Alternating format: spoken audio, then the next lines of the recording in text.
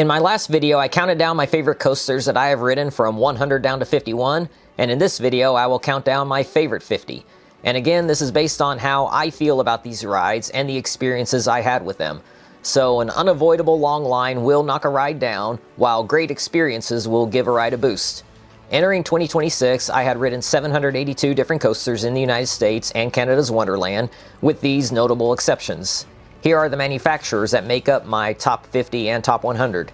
No surprise that RMC, Intamin, and B&M will dominate my entire top 100.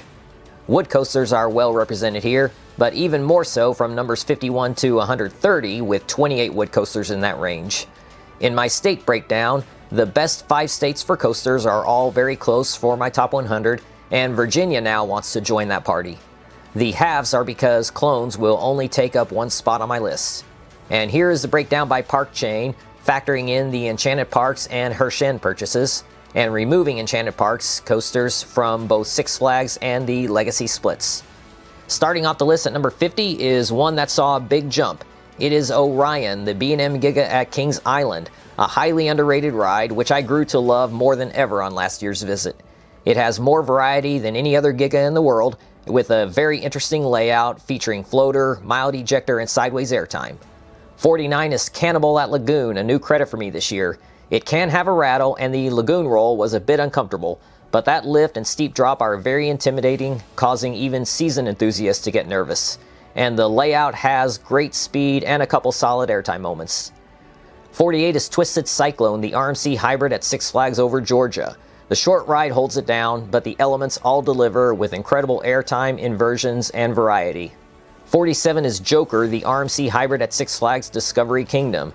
A longer ride with a very interesting layout filled with great airtime and inversions. My return visit last year confirmed my feelings on this. 46 is Poltergeist, the premier launch coaster at Six Flags Fiesta Texas. The theming adds a lot to this, and it is so much better and stronger than the indoor versions. 45 is Montu, the B&M invert at Busch Gardens Tampa. My favorite invert due to the smooth ride, great layout, intensity, and use of trenches. 44 is Kumba, also at Busch Gardens Tampa, maybe the most intense B&M ever, which might be too much for some people, but I totally love it. 43 is Thunderbird, the launched B&M wing coaster at Holiday World.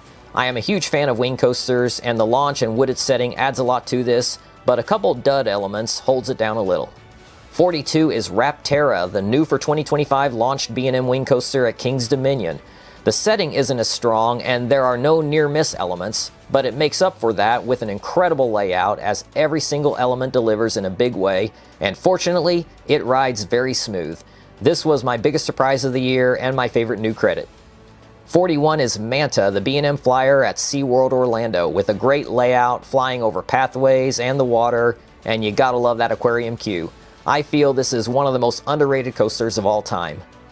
40 is Prowler, the GCI Woody at Enchanted Worlds of Fun. A big fall from grace this year for me, as the new steel track stifled the airtime and laterals and had it running slower.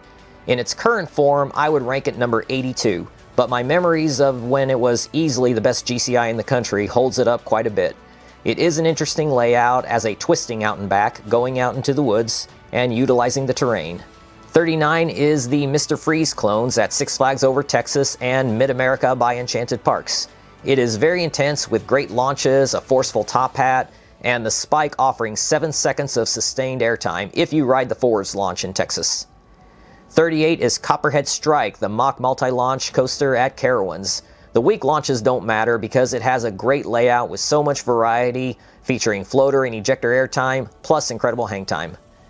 37 is Matugani, the Intamin launch coaster at Lost Island in Iowa. The hydraulic launch is powerful, and a short but complete layout follows with ejector airtime, hang time, and rapid fire elements. 36 is Zippin' Pippin, the Gravity Group Woody at Bay Beach in Green Bay. The entire layout delivers, then that ejector death hill gives such violent and abrupt airtime. In row 3, that is my all-time favorite element on any coaster. 35 is Time Traveler, the mock extreme spinner at Silver Dollar City.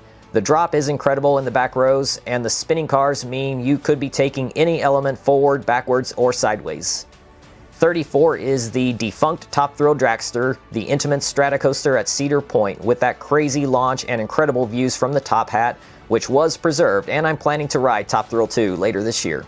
33 is the defunct King Ka, which was the better Intamin Stratocoaster at Six Flags Great Adventure, with a more powerful launch, even more insane speed and height, ending with a speed hill. The way that people complained about this ride until they heard it was going away should be a lesson to us all to appreciate what you got while you've got it.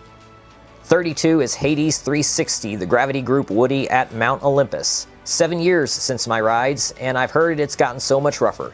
It does have a brilliant layout, with maybe the best pre-lift section in the world, a long underground tunnel, an inversion at the far end of the parking lot before going back through the tunnel, delivering great airtime throughout.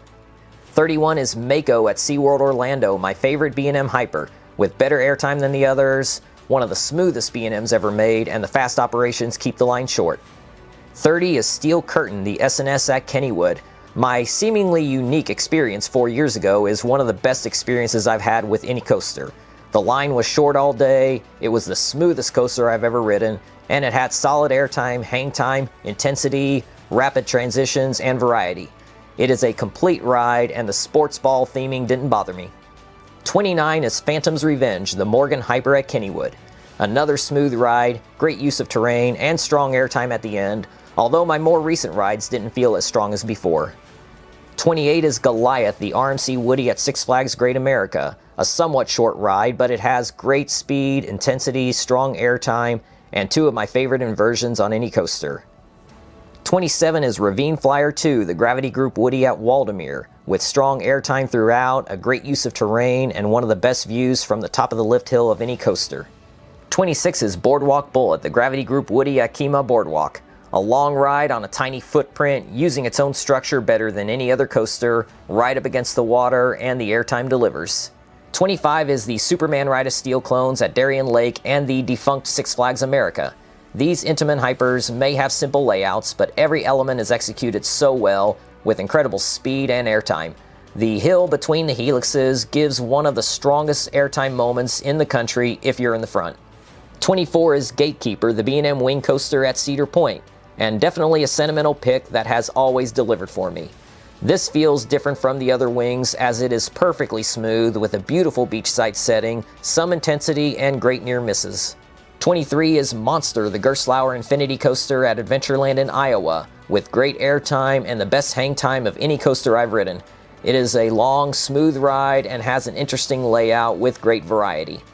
22 is Storm Runner, the Intamin launch coaster at Hershey Park, with a powerful hydraulic launch, followed by a short but complete layout with airtime, hang time, and inversions.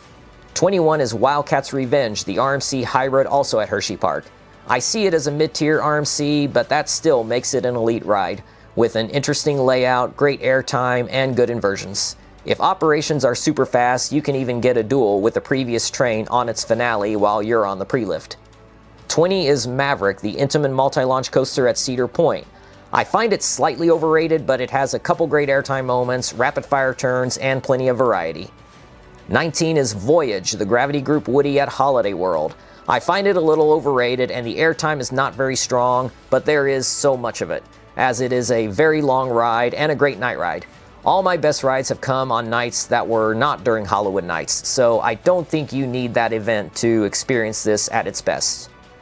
18 is Outlaw Run, the RMC Woody at Silver Dollar City, which can be rough, but the non-wheel seats are fine, and the airtime is far stronger than Voyage, and the night ride is just as good. It has the most complete layout of any Woody in the country, with all types of airtime, hang time, and inversions. 17 is Twisted Colossus, the RMC hybrid at Six Flags Magic Mountain. I got my first double duel last year, which adds so much to the ride, but it is a great ride even when it doesn't duel, with the strong ejector airtime, variety, and inversions. 16 is Lightning Rod, the RMC hybrid at Dollywood. It would be my number 4 with the launch, but even without, it is a great ride with strong ejector and sideways airtime, and the use of the mountain creates for one of the best night rides of any coaster. 15 is Fury 325, the B&M Giga at Carowinds. It was riding at its best for me on last year's visit, riding fast and perfectly smooth, which it has not always done for me. It has a great sense of speed in the first half and airtime in the second. 14 is Millennium Force, the Intamin Giga at Cedar Point, which maintains speed better than any other coaster in the country. It has a beautiful lakeside setting and has great airtime and intensity.